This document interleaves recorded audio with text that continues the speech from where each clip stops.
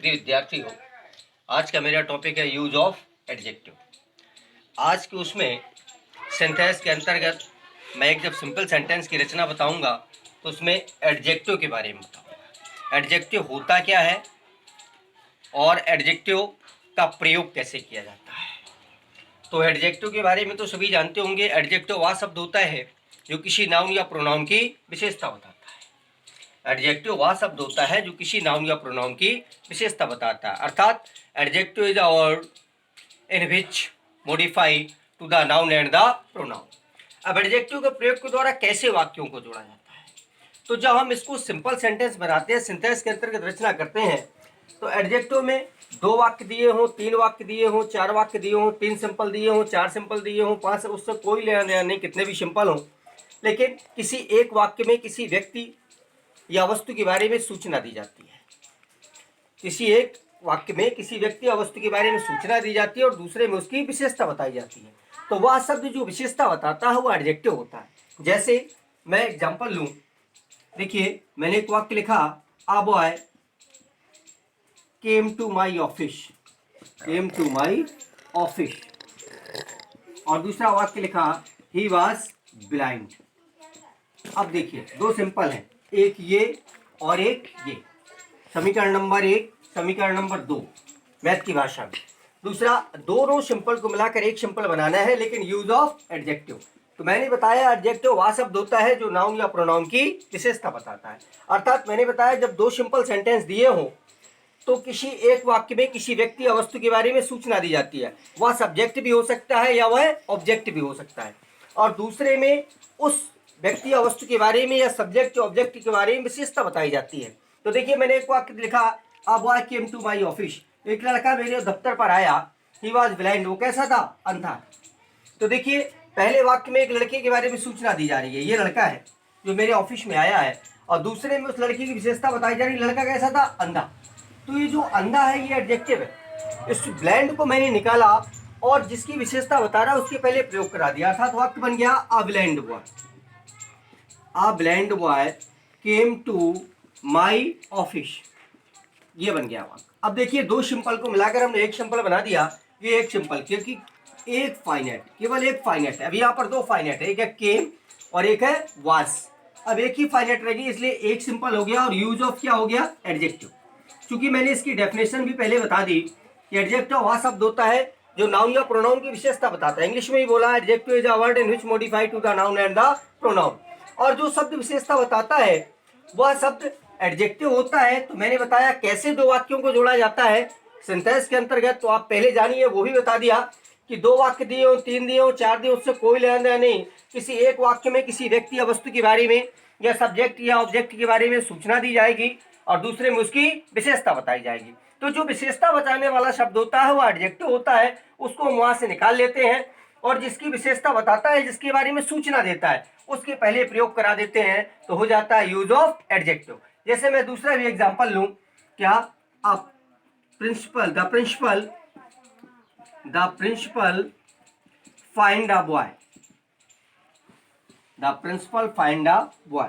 दूसरा वाक्य लिखा, the boy was naughty, the boy was naughty, NAUGSTY। देखिए अब मैंने वाक्य लिखा, the principal find a boy, लड़का कैसा था, लड़के पर प्रिंसिपल ने लड़के पर जुर्माना लगा दिया। लड़का कैसा था, शरारती। मैंने बताया किसी एक वाक्य में किसी व्यक्ति या वस्तु के बारे में सूचना दी जाएगी। देखिए यहाँ पर लड़की के बारे में सूचना दी गई कि लड़के पर क्या लगाया गया, जुर्माना। दूसरे पर लड़की की विशेषता बताई कि लड़का कैसा था, शरारती। तो ये जो शरारती शब्द है ये एडजेक्टिव है, इसको हम यहाँ से निकालेंगे और जिसके बारे में सूचना दे रहा है, जिसकी विशेषता बता रहा है, उसके पहले प्रयोग करा देंगे। तो वाक्य बन गया, the principal find a naughty boy, ये वाक्य बन गया, the principal find a naughty boy. अभी मैंने 2 वाक्य लिए, 1 और 2।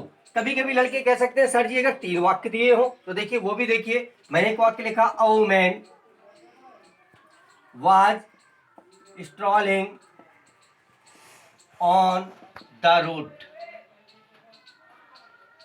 on the road। दूसरा, she was blind, she was blind। तीसरा, she had a stick, she had a stick in her hand. अब देखिए इसमें कितने वाक्य दिए हैं, 3। अब इसमें 3 है, दो नहीं 3, एक समीकरण नंबर 1, समीकरण नंबर 2, समीकरण नंबर 3। अब इसमें 3 है, 3 हो 4 हो, मैंने पहले ही बताया कितने भी, उससे कोई डरने की बात नहीं है। इसमें भी वही होता है, किसी एक वाक्य में किसी व्यक्ति या वस्तु के बारे में सूचना, दूसरे में उसकी विशेषता। तो देखिए ये वाक्य है, पहला वाक्य है, oh man was strolling on the road, और दूसरा वाक्य है सी वाज ब्लाइंड, तीसरा है she had a stick in her hand. अब देखिए इसको जब मैं क्लियर करूंगा, मतलब एक सिंपल बनाऊंगा 3 को मिला करके, तो कैसी महिला, यहां पर दिया है ब्लाइंड, ब्लाइंड, ठीक है। तो यहां पर लिख दिया, इस ब्लाइंड जो क्या है, एडजेक्टिव है, किसकी विशेषता बता रहा है, ओमेन की। इसको मैंने यहां से निकाला और ओमेन के पहले प्रयोग करा दिया, तो हो गया a blind omen, a blind omen, फिर was strolling, strolling on the road with a, अब तीसरे वाले वाक्य से निकाल लिया adjective, with a stick in her hand. ये देखिए अब वाक्य बन गया, a blind woman was strolling on the road with a stick in her hand. दूसरी बात बच्चों, एक बात और समझ लीजिए, जिस वाक्य से हम एडजेक्टिव को निकाल लेते हैं, जैसे पहले वाले वाक्य मैंने ये निकाला ब्लाइंड, दूसरे वाले वाक्य में मैंने निकाला, फिर दूसरे वाक्य से क्या, नाटी, और तीसरे मैंने ये निकाला ब्लाइंड और with a stick in her hand. तो जिस वाक्य से भी हम एडजेक्टिव निकालते हैं, उस वाक्य से शब्दों को हम खत्म कर देते हैं, उनसे हमारा कोई मतलब नहीं होता, उनको वहीं पर क्या कर देते हैं, छोड़ देते हैं। दूसरी बात होती है, अब बच्चे कह सकते हैं सर जी ये पूरा है with a stick in her hand, ये है क्या, तो ये एडजेक्टिवल फ्रेज। देखिए कभी कभी एक होता है एडजेक्टिव और एक होता है एडजेक्टिवल फ्रेज। एडजेक्टिव एक शब्द होता है, एडजेक्टिवल फ्रेज शब्दों का समूह होता है। जब वो एडजेक्टिव एक शब्द ना होकर, तो एक शब्द ना होकर कई शब्द हो, या उनमें कई शब्दों का समूह हो, तो उसे एडजेक्टिव फ्रेज कहते हैं। एडजेक्टिव का प्रयोग ठीक नाउन या प्रोनाउन के पहले करते हैं, और एडजेक्टिव फ्रेज का प्रयोग ठीक उस नाउन या प्रोनाउन के पश्चात करते हैं। देखिए एडजेक्टिव का प्रयोग ठीक उसके पहले जिसकी वो विशेषता बता रहा हो, एडजेक्टिव फ्रेज का प्रयोग ठीक उसके पश्चात जिसकी वो विशेषता बता रहा हो। ये एक शब्द नहीं होता, बल्कि ये शब्दों का समूह होता है, इसलिए हम इसको कहते हैं एडजेक्टिव फ्रेज। तो आप कह सकते हैं a group of the words in which modify to the noun and the pronoun, that is the adjective phrase.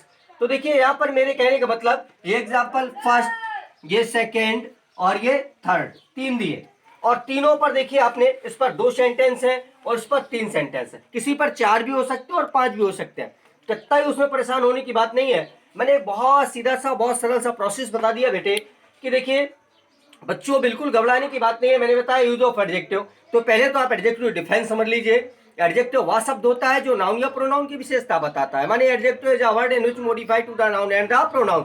विषय उठता है what is the adjective phrase, तो a group of the words in which modify to the noun and the pronoun, that is the adjective phrase. Adjective is always used before of the noun, adjective phrase is always used the end of the noun and pronoun. मतलब adjective का प्रयोग ठीक उस noun या pronoun के पहले, और adjective phrase का प्रयोग ठीक उस नाउन या प्रोनाउन के पश्चात। ये, और जिस वाक्य से हम एडजेक्टिव या एडजेक्टिव फ्रेज को निकाल लेते हैं, उनके शेष शब्दों को हम वहीं पर खत्म कर देते हैं। ये था आपका यूज ऑफ एडजेक्टिव और एडजेक्टिव फ्रेज। शेष कल के उसमें, कल मैं आपको वीडियो में बताऊंगा यूज ऑफ एडवर्ब, इसको बड़े गौर से देखिए, और बच्चे देखिए इसकी एक्सरसाइज भी किया करिए। अगर कहीं कोई दिक्कत आती है तो please you call me, I am ready to help you. Thanks a lot of.